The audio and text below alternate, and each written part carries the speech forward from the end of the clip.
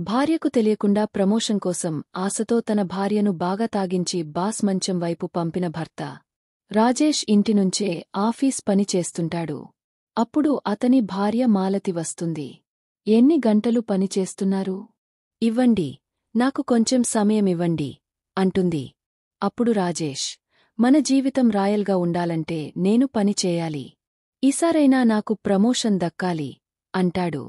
మాలతి, మీరు టెన్షన్ పడకండి, ఈసారి మీకు ఖచ్చితంగా ప్రమోషన్ వస్తుంది అంటూ ఖుషిగా చెప్పింది. రాజేష్, సాయంత్రం నా బాస్ శేఖర్ను డిన్నర్కి కబుర్లు పంపాను. నువ్వు మంచి వంట చేయి అంటాడు. మాలతి, సరే అంటూ వెళ్ళిపోతుంది. ఆ రోజు సాయంత్రం శేఖర్ వస్తాడు. అందరూ కలిసి డిన్నర్ చేస్తుంటారు. రాజేష్ తన భార్యను బాస్కు పరిచయం చేస్తాడు. శేఖర్, మీరు చాలా అందంగా ఉన్నారు అంటూ మెచ్చుకుంటూ, మీరు డ్రింక్స్ ఎందుకు తాగడం లేదు అని అడుగుతాడు. మాలతి, నాకు డ్రింక్స్ అలవాటు లేదు అంటుంది. శేఖర్, మీ భర్తకు ప్రమోషన్ అవుతుంది. ఆ ఖుషీకి మాతో కొంచెం తాగాలి అంటాడు. రాజేష్, సరే కొంచెం తాగు అంటూ ఆమె గ్లాస్లో డ్రింక్ పోస్తాడు. తర్వాత అందరూ ఖుషీగా మాట్లాడుకుంటూ తాగుతారు. మాలతికి నశ ఎక్కువై అక్కడే పడుకుంటుంది. రాజేష్ ఆమెను గదికి తీసుకువెళ్తాడు. అప్పుడు శేఖర్కి చెడ్డ దృష్టి మాలతిమీద పడుతుంది. తర్వాత రాజేష్ తిరిగి వస్తాడు. శేఖర్, ఒక వారంలో నీకు ప్రమోషన్ ఇస్తాను. కాని నీవు నాకు ఒక పని చెయ్యాలి అంటాడు. రాజేష్, ఏమిటి పని? ఖచ్చితంగా చేస్తాను అంటాడు. శేఖర్, నాకు నీ భార్య మీద ఆశ. నేను ఆమెను ఒక్కసారి అనుభవించాలి అంటాడు. షాక్ అయిన రాజేష్, మీరు ఏమి మాట్లాడుతున్నారు సార్? ఆమె నా భార్య అంటాడు. శేఖర్, నీకు ప్రమోషన్ ఇస్తాను.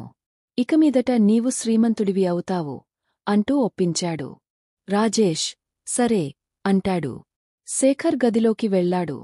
మాలతి అస్పృహ్యంలో కనబడుతుంది. శేఖర్ ఆమెను అత్యాచారం చేస్తాడు. మరుసటి రాత్రి కూడా శేఖర్ రాజేష్ ఇంట్లో పార్టీ చేస్తారు. రాజేష్, నా ప్రమోషన్ ఎప్పుడు అంటాడు. శేఖర్, నీకు కారు, బంగ్లా ఇస్తాను అంటాడు. మాలతి, రాజేష్ ఖుషీ అవుతారు.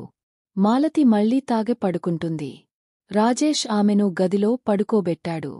శేఖర్, నేను మరోసారి వెళ్ళాలి అంటాడు. రాజేష్, మీరు ఒక్కసారే అన్నారు కదా అంటాడు. శేఖర్, ఒక్కసారి, ఇంకోసారి ఏమిటి? నీ ప్రమోషన్ ముఖ్యం అంటూ మళ్లీ గదిలోకి వెళ్లాడు. కొన్ని రోజుల తర్వాత రాజేష్ శేఖర్ను అడుగుతాడు. నాకు ప్రమోషన్ ఎందుకు ఇవ్వలేదు?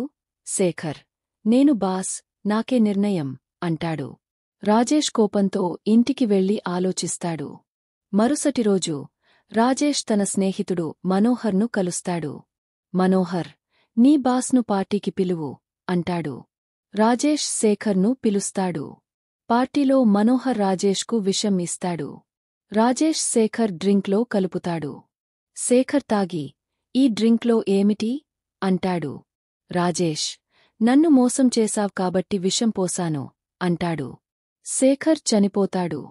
మనోహర్, నీవు సుఖంగా ఉండు, మిగతాది నా బాధ్యత అంటాడు. కథ ముగిసింది.